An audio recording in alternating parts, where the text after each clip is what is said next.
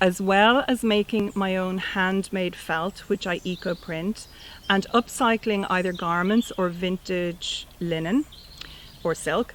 I also love supporting local businesses, and the fabric for the top that I'm wearing here, this is actually a wool silk blend, and this was woven by Emblem Weavers in the neighbouring county, in County Wexford. And the fabric is beautiful to wear, it's light and flexible, but it's also warm. And I've actually eco-printed this panel in the front using eucalyptus leaves from one of the trees behind me.